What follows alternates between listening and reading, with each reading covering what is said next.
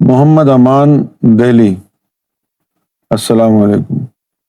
میں نے کل ایک خواب دیکھا کہ ایک بڑی سی بفلو نے ایک بڑی سی زندہ بکری کو نگل لیا۔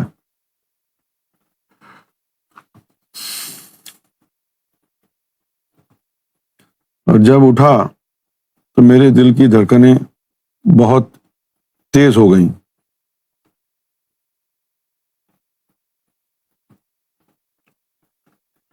یہ آپ کے ذہن میں جو مختلف باتیں چلتی رہتی ہیں، انہی باتوں کا خواب میں انسان کے سامنے نقشہ آ جاتا ہے۔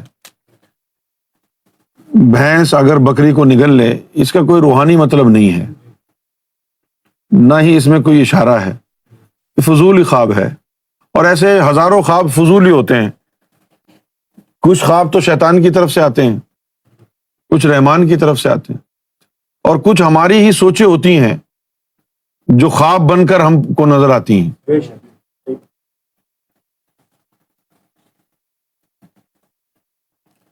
ریاض اعظم، پشاور۔ ایک بات آپ سے پوچھنی ہے۔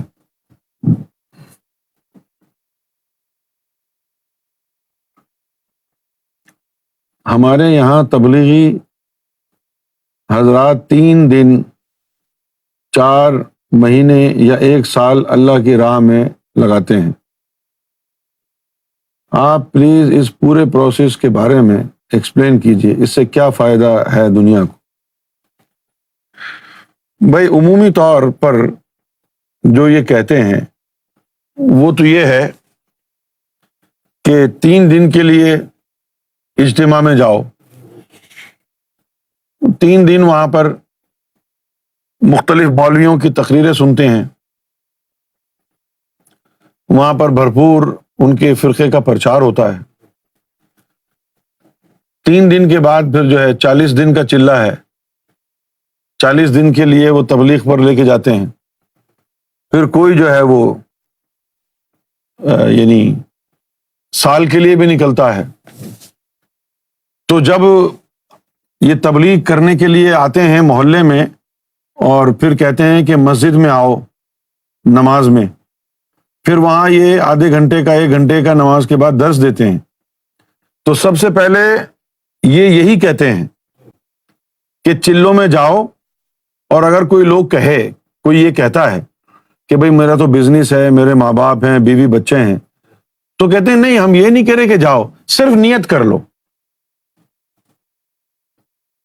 صرف نیت کر لو، نیت کریں اللہ تعالیٰ پوری کرے گا۔ تو زبردستی جو ہے یعنی ابتدا فراڈ اور جھوٹ سے کرتے ہیں۔ جن لوگوں کو جانے کا اتفاق ہوا ہے مسجدوں میں ان کی گفتگو سننے کا، وہ جانتے ہیں کہ اس بات پر ان کا زیادہ زور ہوتا ہے کہ آپ صرف نیت کریں، صرف نیت کریں۔ وہ نیت کروا کے تو کہتے ہیں ہاں کتنے دن کا لکھوں؟ ابھی کہہ یہ رہے ہیں کہ صرف نیت کریں، اور پھر لکھ رہے ہیں ہاں 3 دن کا چلہ، 40 دن کا چلہ۔ یہ کہلوا کے اب ان کے اوپر ورک کرتے ہیں کہ یار اللہ کو بھی جان دینی ہے، موت کا منظر سناتے ہیں اس کو، مرنے کے بعد کیا ہوگا، یہ سب یہیں رہ جائے گا، یہ ہو جائے گا، وہ ہو جائے گا۔ بیوی بچوں کو، ماں باپ کو چھوڑ کے بندہ وہ 40 دن کے چلے پہ چلا جاتا ہے۔ سمجھ گئے آپ؟ وہاں پر جو ہے کھانا بھی مل رہا ہے، رہنے کی جگہ بھی مل رہی ہے، تبلیغ بھی ہو رہی ہے، سب کچھ ہو رہا ہے، اور وہاں پر جو بیوی بچے ہیں وہ ان کی زندگی برباد ہو گئی۔ تو اس طرح کی جو ہے نا ان کی یعنی چاپلوسیاں ہوتی ہیں، بڑے ہی میٹھے بن کے، بہت ہی میٹھے بن کے یہ آپ کو اپنے دامے فریب میں مبتلا کرتے ہیں۔ اور پوری دنیا میں ان کا یہی حال ہے۔ سعودی عرب نے پوری دنیا میں پیسہ لگا کے مسجدیں اور مدرسے بنائے ہوئے ہیں، وہ اسلام کی اشاعت کے لیے نہیں ہیں، ان کے فرقے کی ترویج و اشاعت کے لیے ہیں۔ پھر انہی مسجدوں سے یہ تبلیغی جماعت نکلتی ہیں۔ لندن میں بھی ہوتا ہے، امریکہ میں بھی جاتے ہیں، پوری دنیا میں، جاپان میں بھی، یورپ میں بھی جاتے ہیں، وہاں جو مسجدیں ہیں وہاں پر ان کا قیام ہوتا ہے. بنگلہ دیش میں بہت جاتے تھے یہ. تو اس طرح پوری دنیا میں انہوں نے یہ گند پھیلا دیا ہے.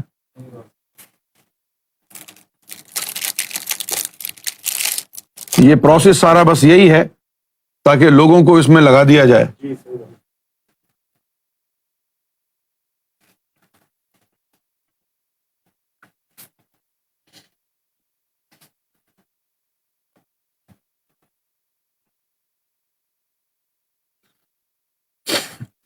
اور چونکہ فرقے کی وجہ سے ان لوگوں کے عرب ممالک میں بڑے اچھے تعلقات ہیں.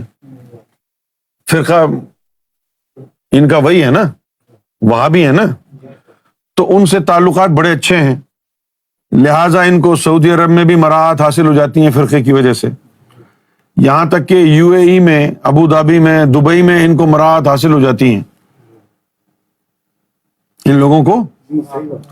ہاں، ان کی جو کتابیں ہیں، محمد الیاس کاندیلوی جو تھے ان کے تبلیغی جماعت کے لیڈر، ان کی کتاب تھی فضائل الاعمال. اس کتاب کو عربی میں بھی ترجمہ کیا گیا ہے، اور UAE میں میں نے خود دیکھا ہے کہ وہ عربی اس کتاب کو خرید کے پڑھتے ہیں. انہوں نے اپنے تبلیغی مراکز جو ہے دبئی میں بھی بنائے ہوئے ہیں، ابو دھابی میں بھی بنائے ہوئے ہیں، مختلف جگہوں پر بنائے ہوئے ہیں. سعودی عرب کی تو بات ہی الگ ہے، وہ تو ان کا گڑھ ہے. تو اس وجہ سے ان کو جو ہے یہ ویزے وغیرہ لگ جاتے ہیں، پوری دنیا میں یہ بھیجتے ہیں لوگوں کو، اور پوری دنیا میں اس طرح انہوں نے اپنا جو تبلیغ، اپنا جو فرقہ ہے وہ پھیلا دیا ہے.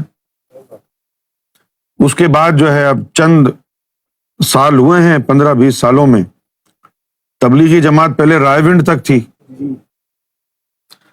اس کے بعد ان میں سے جو ہے طارق جمیل نکلا ہے،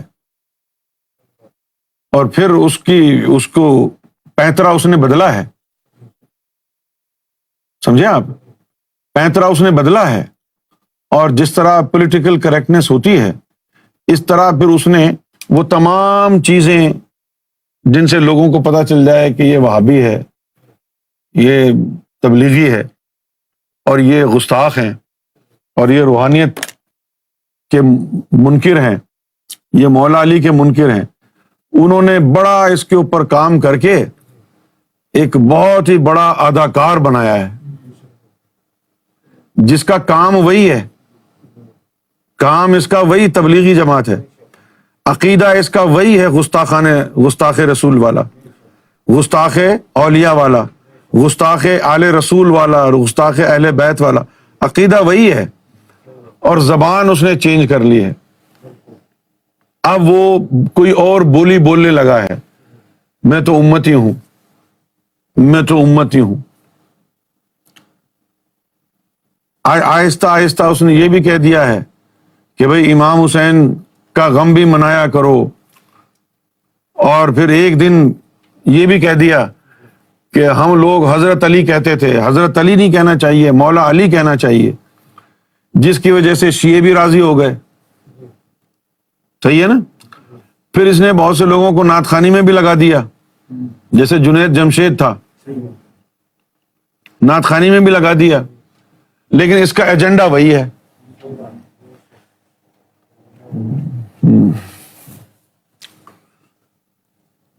تو اوپر تک پہنچ ہونے کے باوجود اب حکومت میں بھی گھس گئے ہیں، فوج میں بھی گھس گئے ہیں، پاکستان کا بیڑا غرق کر دیا ہے.